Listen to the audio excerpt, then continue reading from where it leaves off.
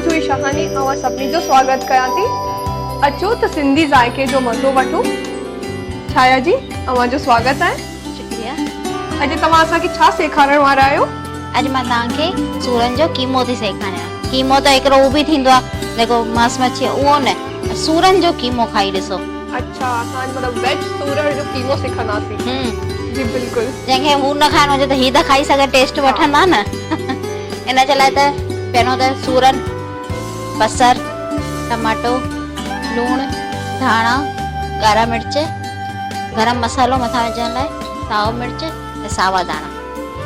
पहिरियों असां बसर विझंदासीं।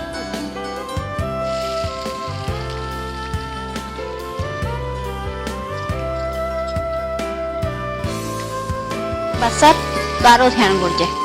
जीअं असां दाग बचाए करे भाॼी ठाहींदा आहियूं न, त हिन खे बि ॻाढ़ो करणो आहे असांखे।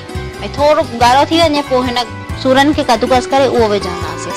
जेसिताईं असां कद्दूकस कयूं था तेसिताईं हुते ॻाढ़ो थिए। ऐं ॿी ॻाल्हि, हिन में लूणु विझण सां जल्दी ॻाढ़ो थी वेंदो आहे बसर, त हिन करे मां हिन में थोरो सो लूणु विझां थी भई जीअं ॻाढ़ो जल्दी थी वञे।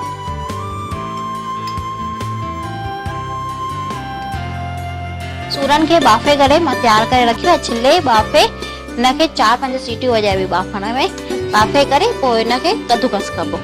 हूअं कचो न कबो कद्दूकस, बाफ़े करे पोइ कद्दूकस कबो जीअं भाॼी जल्दी ठही वञे।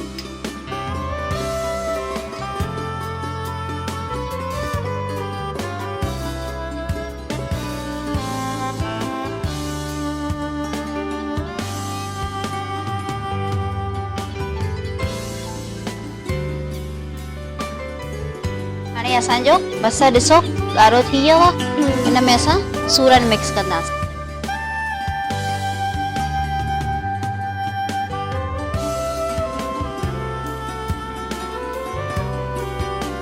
तव्हां हिन बसर केतिरो वंडू विझियो आहिनि?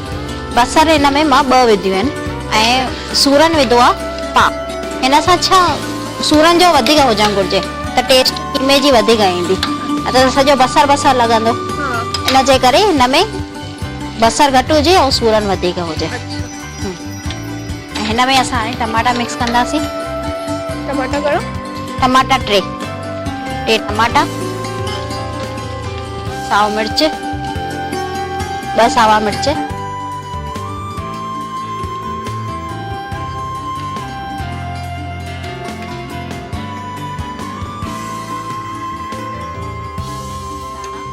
एक चमचो धाणन जो,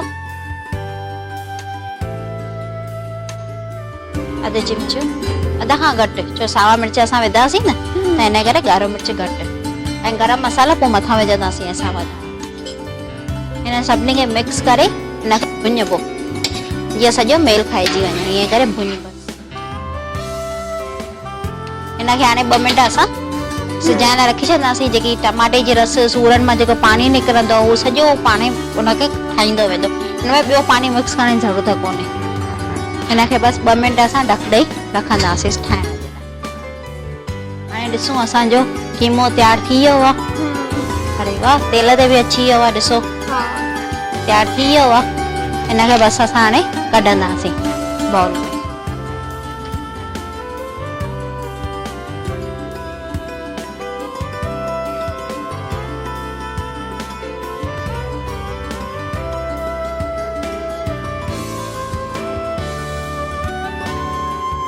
हिनजे मथां असां गरम मसालो पहिरियों त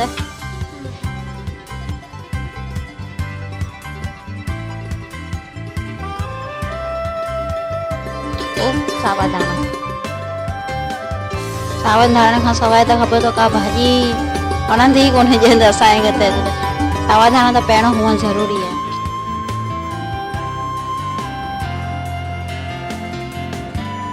अचो त हाणे कीमो टेस्ट कयूं, वेज कीमो।